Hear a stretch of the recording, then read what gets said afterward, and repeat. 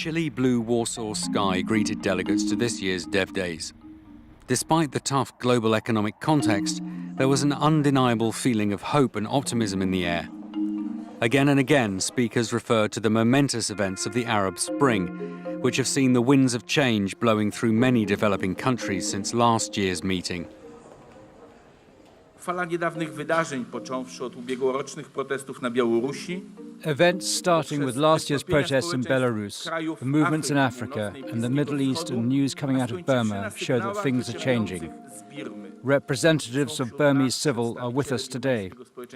All this shows we need to change the way we think about development policy. Szerszego uwzględnienia kwestii demokracji w polityce rozwojowej.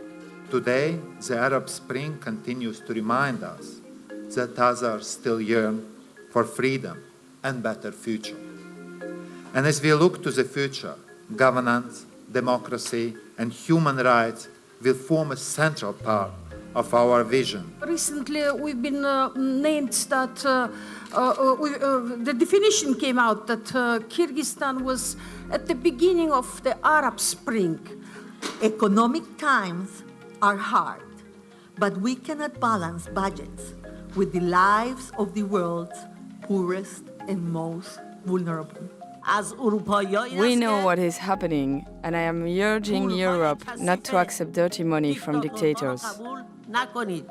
It may not be too late to stop the waters rising, but all our efforts will be swept away if we do nothing to turn the tides on rising corruption. Nothing in 21st century is more fragile than the need to control information. Because what the dictatorships are based on, or any authoritarian system, is that you are having a cult of personality mostly, of maybe a party. But you know, when you have openness of information, when you have internet, it's so easy to get very fast, very ridiculous. Let us make an effort to change our institutions so that they can face today's challenges. Poland has been an aid beneficiary, but today we are becoming an active donor. Speaking to journalists, EU Development Commissioner Andris Piebalgs and Poland's Development Minister Krzysztof Stanowski confirmed the EU's commitment to the developing world. In Poland, we say there can be no development without democracy, no development if people can't decide their own destinies. An uprising in Tunisia and Egypt demonstrated people want freedom and want in their national state to have a chance to elect their parliaments and governments free and in the comprehensive elections. Unfortunately, the situation in financial markets affects EU budgets considerably. And the only argument I have now is really to convince the wisdom of political leadership to continue to keep the pledge. And then the debates and discussions got underway in earnest. This session looked at the role of changing media in a changing world. When the revolution was sort of sweeping through the region, you felt like, now the dictator stepped down. No, that's achievement, and that's so the big difficult part. If people who remember the Egypt, day in and day out, everybody's huddled around their TV screens and seeing the crowds chanting, and for that moment where you will hear an announcement that Mubarak has stepped down. What social media does, it helps us alert all of us, mobilize all of us around a cause, and actually be the watchdog towards implementing a new societal compact. Here, delegates discussed the vital symbiotic relationship between development and human rights. So far, 5,000 have been killed in Syria. Among them are 277 children and 159 women.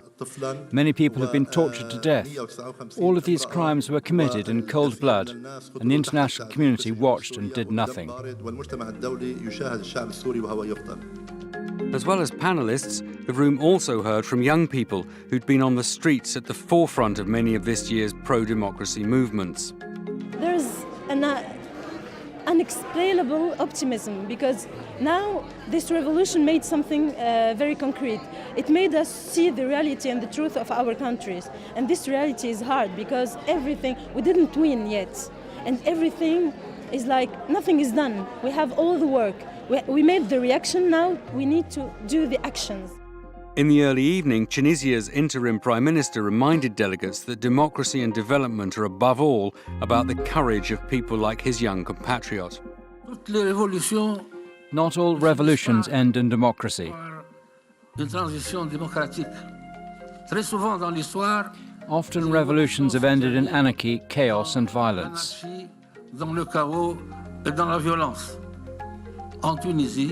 Luckily, in Tunisia, our struggle has led us along the virtuous road to democracy. European Commission President José Manuel Durão Barroso closed the day's business with a promise. Europe remains committed to the promotion of democratic values, to the pursuit of global solutions, and to the continued development of our partnerships with other countries and regions. Yes, in Europe we have some problems, we know that, but we should never forget those that have even bigger problems than us.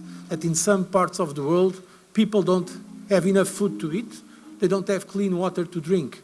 And I think this is simply not acceptable in the 21st century. With the great wealth there is all over the world, with the technology that we have today, to think that some people die because of hunger is not acceptable in moral terms.